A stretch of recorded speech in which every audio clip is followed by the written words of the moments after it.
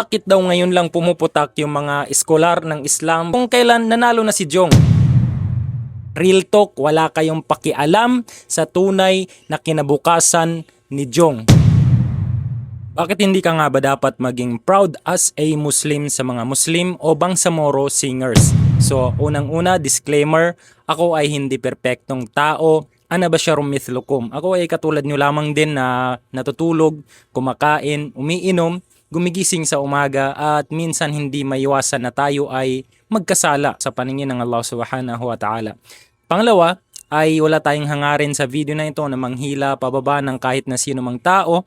Pinapaliwanag lang natin ang alituntunin ng ating batas dito sa Islam kung paano maging Muslim at kung ano ang alituntunin ng Islam. Pangatlo, ay tayo ay hindi ustad, hindi ulama, hindi sheikh, hindi hafid, ngunit tayo ay isang estudyante lamang na pinipilit maging isang mabuting Muslim at hindi maging perpektong Muslim. Maging mabuting Muslim, ngunit hindi maging perpektong Muslim sapagat walang ganon, walang ganon. Okay, diretso na tayo sa ating topic. So as you can see sa caption natin, bakit nga ba as a Muslim, hindi ka dapat maging proud sa mga Bangsamoro o Muslim singers? So ang pinakaunang dahilan dyan, dahil ang mga Moro ay talaga namang Islam ang kanilang relihiyon, na kung saan sa Islam ay mariing ipinagbabawal ang musika, ang pagkanta at ang paggawa ng kanta o paggamit ng mga instrumental music. So, bakit ka magiging proud dito samantalang ipinagbawal pala ito ng iyong relihiyon? So, ang tanong, bakit nga ba ito pinagbawal ng mga ulama dito sa Islam ang musika?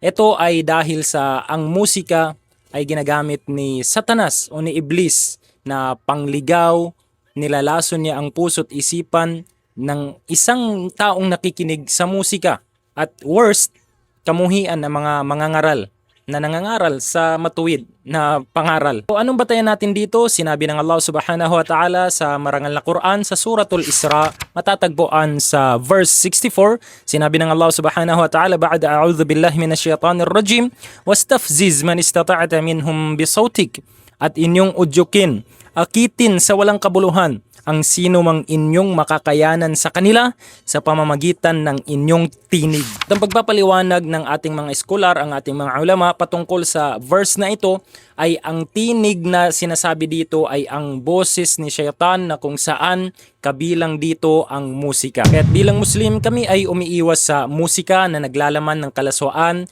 imoralidad, kabastusan at patungkol sa pag-ibig sapagat ito ay nakakapaglason sa puso ng taong nakikinig dito. Ang tanging pinapahintulutan lamang po sa Islam ay yung tinatawag na nasyid na kung saan para itong poetry pero wala itong instrumental music at walang kalaswaan, walang imoralidad na napapaloob sa nasyid. Kaya ito ay pinapahintulutan ayon sa ating mga eskolar. So naging mainit ang issue na ito patungkol sa mga Bangsamoro o Muslim singers dahil sa pagkapanalo ni Jong Madaliday sa TV show na The Clash, na kung saan isang sikat na TV show sa GMA kung di ako nagkakamali. Si Jong Madaliday ay isang Maguindanao na kung saan kabilang ito sa tribo o Islamic tribe dito sa Pilipinas. Kaya dahil dito muling nagpaalala, nagbigay ng payo ang ating mga eskolar, ang mga ustad, mga imam, mga ulama patungkol sa pagbabawal ng Islam sa musika. Ngunit sad to say na karamihan sa mga netizens mula nang mag-post ang ating mga ulama, ang ating mga ustad, mga imam patungkol sa pagbabawal ng musika sa Islam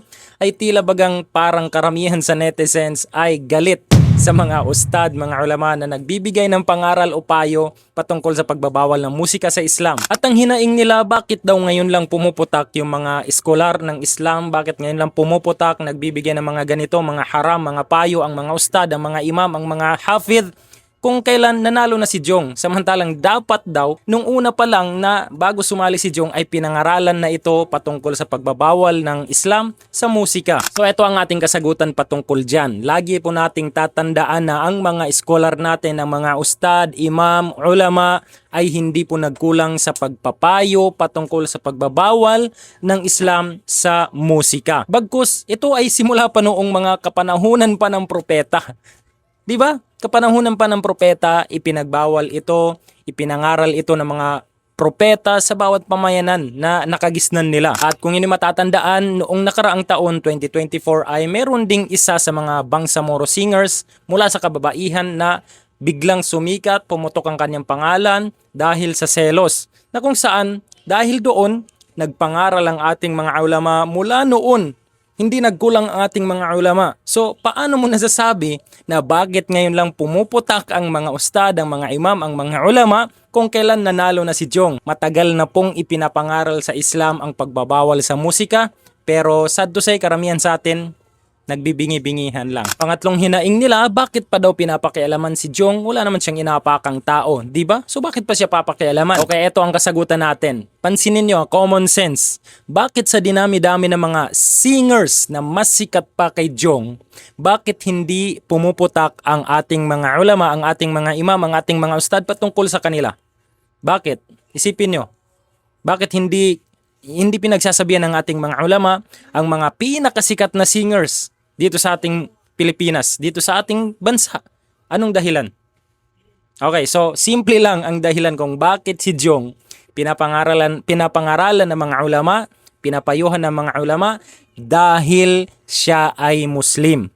Okay? Dahil siya ay Muslim. Dahil siya ay umaangkin na siya ay Muslim kabilang sa Islam.